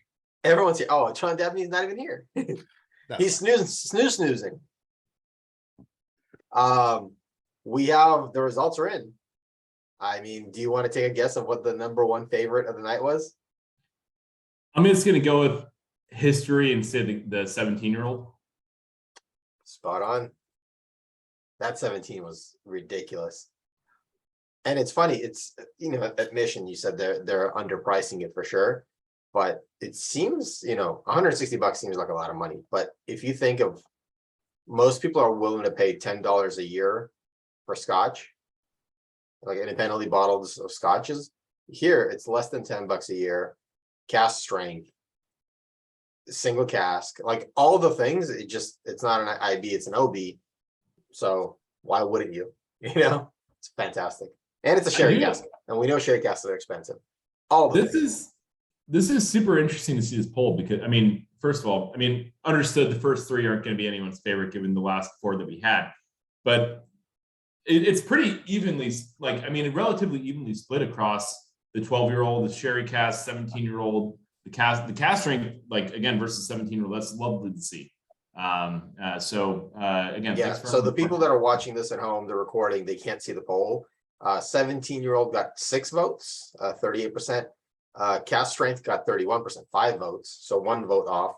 Sherry cask got 3 and 12-year-old got 2. So you're right, you're pretty close. I think I should stop voting these. I technically throw off the results, I think. No, I voted for the because 12 because I just really liked it. I mean, it was 17 is spectacular, but the 12 was something that was Irish whiskey to me. I just thought it was like center lane. It's under $80 too, typically under $80, like for a 12-year-old. I agree with David on that. Like, I like the 17 better, but from a pure like price point standpoint and like bang for your buck, I thought the 12 was fantastic. Yeah. And you can drink it, just relax. Like the 17, you want to sit down and really get into it. The 12, just relax, watch a movie, do whatever. I can just all night long, whatever you want. all those bottles, open it on a Friday, recycle it on a Monday, right? My sister won't get on camera, but I wanted to relay. I thought she had a pretty good one of the Harvest. When she described the Harvest, she said it was a great summer whiskey. It's just, there's very few whiskeys that you can drink on a hot day, I feel like, but like as she was drinking it, like it's very true. Like it goes down nice and smooth. It stays nice and light, doesn't overpower you, but you still get flavor, and just you can be outside drinking a little bit of the Harvest. So I wanted to relay that one. No, Yeah. I appreciate that, Kyle. Totally. And again, it's one of those things that it's great on its own. It truly is a great Irish whiskey, like on it as itself. But it also is very mixable. Little whiskey ginger on that, like never did anybody wrong, honestly. Like there's Irish goes really good with spicy food. Another Like, good it's one of point. the few whiskeys you can actually eat you can just drink neat with really spicy food, because if you try and do it with bourbon, you're just gonna hurt. Yeah, I hear that. You're just like pretty much blowing that spice up all over your mouth with the hot whiskey. Like it just is. So I'm gonna give that a shot. Yeah, So I almost feel like Vadim, we should have voted on the first, I don't know, 4, is that right? Or 3? I don't remember. Before The we got one- to the cask strength ones, the first 5. Yeah, because we would have all come up with something different. I mean, honestly, I loved the Harvest, just like Kyle was saying, that his sister was saying. It's just so drinkable but tasty. It has flavor. So, yeah. Yeah, Vadim, what the hell, man? I can still do it. It's still possible. You know what? Give me 2 seconds. But Hunter, I think that's the issue with you. You bring such a wide variety on the, with what we're doing here. You got some really heavy hitters. But I think that what Kyle and Kate are saying is like, yeah, there are different grades, different sort of kind of levels of enjoyment. And you're talking about something you're going to spend close to $200 on, and the 17 is going to be able to be there all day long. But the 12 and the Harvest, those are, again, I'm a huge fan of Irish whiskey. Just love it. Thanks, David. By the way, I use some swag. I know that. That's on my list of things to do. Do you have a hooded sweatshirt? I might. Extra large. And then for us other big guys, we'll take some swag. Fair enough. So I did mention this to Vadim, but like we're hoping to have some things for you guys for this tasting. I'll make good in it eventually. We have some Harvest, like some Irishman glasses and stuff like that. I'll arrange in the next few weeks to make sure I get to him and make sure I get out to you guys. They're not fancy glasses, but they are fun glasses. So They're not 2 watts. they're not hand blown. I'll tell you that. How can I even So drink out of it? with the Irishman kind of rebranding, I mean, I never thought of Irishman as a budget line, but it felt more like the value line versus Writer's Tears was trying to be a little bit more of value plus. But now it seems like a lot of these releases are kind of blowing that we're not value anymore. We're just good. We're trying to move more towards premium. Yeah, look, you're absolutely right with that. I mean, one discussion we had a couple of years ago before we did this whole rebrand was how to find, like, how does the Irishman find its feet, right? Because it very much was a value-driven whiskey, more so, and you would find it under $30 for a long time. It's just not feasible anymore. But we really pivoted to be more, again, single malt focused versus that single pasta, like two distinct Irish styles of whiskey that we're trying to emulate and trying to bring to the public, to the consumer, to everything like that. And we were missing something with the Irishman. It was always like writer's tears, like kind of little brother that was a little more scrappy. And I think we've tried to just take, again, more of that single malt focus, bring, again, more of that kind of single malt age expressions, different cask finishes, stuff like that to light, in order to kind of bring credence to the brand. And I think we've done that with the repositioning and also the rebranding. Again, I'm a marketing guy now these days, and also a salesman. So, take that as you will. But I truly believe that we've always had an amazing quality spirit in the Irishman, but it just wasn't necessarily something we focused on. It was more like, it's a good price, it's good Irish whiskey, you should drink it, as opposed to being like, this is what we're about. We're about single malt. We're about bringing that to the public and exposing people to, again, like what Irish single malt can be, because it's so focused on really, like, nowadays you have, Scottish single malt, and then you have like this new contemporary American single malt's about to get their own classification and whatnot. But the whole history to single malt is really tied very closely and inspired by Irish whiskey. And that was a missing fact. So there you go. So per Kate's request, we did a poll for the first 5, all the non-cast strength ones. What do you think was the favorite of those, not including the cast strength expressions? What do I think? Yeah.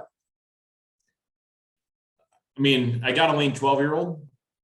I would, that's my answer. Final answer. There you go, Regis. Okay. Well, the winner was Sherry Cask. Sherry Cask, fuck it. I mean, yes, very nice. Yeah. You happen to influence the group. It is 56% Whoa. voted Sherry Cask and 31% voted 12. With honorable mentions for Harvest and Caribbean Cask. There you go. What was the price point on the sherry cask? Sherry Cask is should be coming out around 60 to 70. 60 to 70. 60, 70. And we can order that through you say. Yeah, I can get that to a retailer of your desire. So you don't sell them yourself, but you can get Identify it to a the retailer. retailer, and then you have to connect with Hunter, and then he'll make sure he gets it to that retailer for you. There you go. Do we So have Hunter- a retailer of choice these days, gentlemen? Depends on ladies? where you are. Are you in the valley? Probably Danny. I'm in the valley, yeah. Yeah, Danny. Danny is Luga Lake, here. Burbank. He's our go-to guy for anything Irish. He loves Irish. How about this? Just as a special treat, I'll send you all a bottle. How about that? What? What? I will say That'd be cool. I voted for the sherry both times because it was for my favorite. I love the deep earthy fungusy mushroom notes. I love kind of a earthy, dirty, fungusy. I'm sorry, Amanda. I think I'm losing you a little bit. Amanda, you Yeah, gotta tell your I husband to was- stop streaming whatever he's streaming over there. You were losing your internet. I don't know. It's entertaining. I was just told I was unstable. Vadim or David, could you do me a favor and just get people's addresses? And I got you. Vadim has it. It'll come probably, if not next week, the week after, but I'll send you all a bottle. How about that? Wow. Thank you, Hunter. Wow. That's Can we- fantastic. Thank you, Ellen, Oprah, and now into the categories of. Yeah, I can do that these days, right? You know? Hunter. I was gonna say, I'm looking under my chair right now and I'm not seeing any bottles. Like I thought it should I'm not that be clever. under I'm our not that seats. clever, Kyle. I wish I was, but I'm Oh. not that clever. Kyle, You know what? Now you got something for the next tasting. Okay. Kyle, this is Now when you can should be have one had your step wife ahead. and your sister on camera, because he said, "I'll send Look, it to look, everyone," and you Looking bought at the 3 big kits. screen, and they're right here.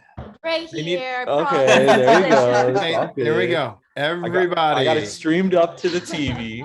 There we go. Before I froze and my internet I- declared me unstable, I was just saying that I voted for the Sherry both times because I loved it. Or the earthy notes were my You get a favorite. bottle, you get a bottle, you get a bottle, you get a bottle. Let's take a moment and give Kyle a shout out that 2 years in the pandemic, when everyone else is getting ring lights, he's sitting in a dark room like a bad guy from G.I. Joe, just manipulating all of us getting free bottles. So way to sit in that dark room. You and make know what? Hey, Jody Flores, if we all get ring lights, Jordan, the virus wins. Okay, I won't let the virus win. I Which one? refuse There's to give multiple in. viruses now.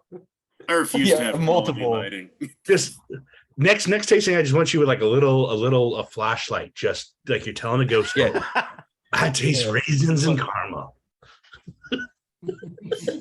This one's for Jordan. You're just gonna That's what I want you every just time gonna you get sit me like this tasting for the soda. rest of the We're time rich in here. for you. Stay tuned for Kyle's ghost stories after the whiskey tasting. Vadim, you need to take a screenshot. Vadim, take a screenshot. Come on, Kyle, do it again. Do it again. All right, one more time for Vadim. For Vadim, here we go. There we go. Yes, well. Got it. Oh, good thing the internet's not Wow. forever. That's our next barrel pick label right there. Do Oh, you guys God, do barrel man. picks? I know hilarious. we've talked about it before. You guys do barrel picks, right? We've done a couple, yeah. I'll get back to you in about a year. Okay. All right, let's talk. We'll be Ah. here. We'll have something. We'll be here. It might We've be never done dingle, an it Irish might be just something yet. else, but we'll have something. All right. Awesome. Quick thing. Who does social stuff? Hunter, should we follow you on Instagram or anything like that? Are you posting? Yeah, absolutely. Irishman Whiskey on Instagram. Definitely take a peek at us. Writers Tears also. If you're into pot still whiskey, that's more that style. So both those are very valid and very good. Yeah, that's it. Awesome. Carrie, you want to say something? I know you like to do a shout out. Yay, Bernard. He's Awesome. one of my favorites. He's a great guy. Love him. Can't wait to see him in October. Yeah. So I'm going out to do some live touring, and you guys can watch along with me. And Carrie, I owe you a call, so we'll get on the phone and we'll figure out the logistics there because there's some other things I think we could do out there too. So Oh, you're going Yes. to Ireland. I am, Nice. and Very I'm cool. trying to. Not that everybody needs to know this, but I am trying to see if I can work out doing that Dingle Bash. Although it was supposed to be in the middle of my trip, but now I'm trying to move the dates. 16th through the 18th. There's a Dingle Bash. There's the Dingle Bash. All right. That sounds like fun. I texted you about that too, Vadim. We'll have another conversation on that too. So Always happy to have a conversation. Jordan, what is that you poured? Teased everyone. Oh, that was just the last year's Writers Tears Mizunara cask. just a This super year. hard flex right there. Yeah. Seriously. Well, if anyone else wants to flex anything or show off, share the. Oh, Kate. All right. Look, I'll say something real quick. If anyone is in New York next week on Wednesday, I do have a masterclass on Irish single malt, kind of juxtaposing Irish single malt versus Scotch single malt and also contemporary single malt. That's on Wednesday at Dead Rabbit. Ooh. Any one of you can join as long as there's tickets. We'll have a few throughout the country. We'll have one in Chicago, one in Atlanta, and one in LA actually as well, probably later in the year, maybe towards St. Patrick's Day. I'll keep you a video. I'll keep you all posted. You can Please send do. out to your crew here. But if you guys are in New York, it's on Eventbrite right now. Just search the Irishman Whiskey. You'll be able to find it. I'm excited. It's kind of our kickoff of this whole masterclass series, and so yeah, join us if you can. Hey, Hunter, what kind of expressions can I get in Ireland for the Irishman that I cannot get from tonight? So And you'll who wants have me to bring them a- back? You'll have I don't know where you'll be able to find it because I'm not an expert in Irish distribution, but there's a seaweed cask, seaweed cask IPA writer's tears. There's 2 Dick Macs, one a red beer cask, like a English red beer cask Irishman. There's also I think it's called, I'll have to send you it, but I want to say it's the berry finish or berry. It's not berry blast. That's like a Mountain Dew. But it's like red beer or blueberry cask Irishman as well. Are some things to keep an eye out for. Marsala cask Irishman is also in country. That one's good. That's probably about it for now that would be available as far as outside of the US. But Redhead is coming to the US on Writer's Tears. Oh, good. That'll be We tried- here we tried that. around We November, tried it on December. our last tasting. Yeah, it's a lovely whiskey. It's kind of, that also might be one that migrates to the Irishman, just given the fact that it's a single malt. But Redhead is coming to the US is November 1st. It should be in stores. But that's one you can't get right here. Yeah, cool. So guys, if there's anything Irish you want, let me know and I'll try to bring back as many as I can. October. Tony, you got the full liter there. Thank you, Carrie. What are you showing off over there, Tony? And the founders? It's You're the muted. founder's liter, I You're think. muted. You're There you muted, go. Tony. It's the 1 liter bottle. Oh, wow. Once that's gone, it's gone. By the way, there's no more liters happening. We don't make liter bottles anymore. So- If you're trying to get a little extra bang for your buck. So Tony, you need to save the bottle, and then we have a member who will then turn it into a lighted kind of display piece. So we have Adam Mogul who he'll put like LED lights in it, and then you can have it for your bar or display. Oh, that's And Jeff, great. that goes for you too with your crazy bottles.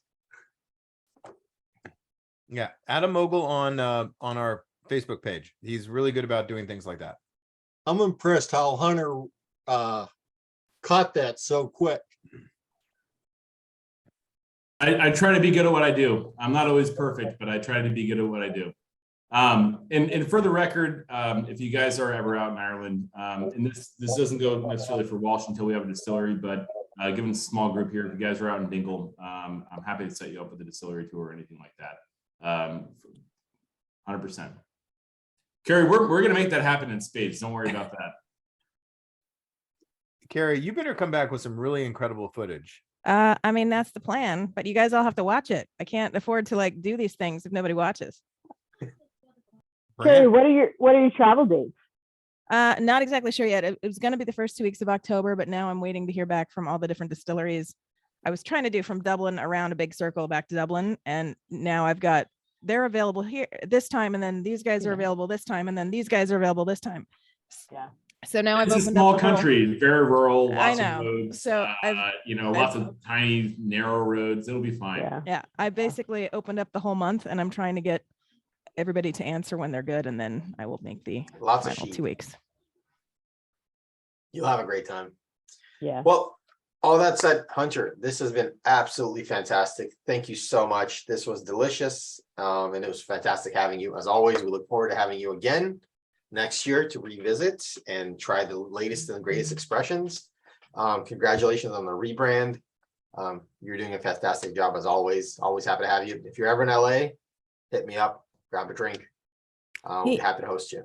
Hunter, can you put that picture in the chat, or does it not work that way? Which one's that? The one of all the pretty new bottles Yeah. with the braille on it. Yeah. Just give me a second. Don't log off of me yet. I won't. My niece was a deaf studies major, and we just went to Tales, and we saw, and she also now her job is with deaf and blind kids, and she was like, "Oh, this has braille," and she touched it, and she goes, "Oh no, it doesn't. This is fake. It's just had dots that looks like braille." So I texted her, said that yours actually has braille, and she's like, "Okay, cool. We got to get that." Here we go. Yeah, I That's will. cool. Just give me 1 second. Toss it in here. It's a small window. Yes, and Hunter, I know that Carrie interrupted Vadim's kind of closing a little bit.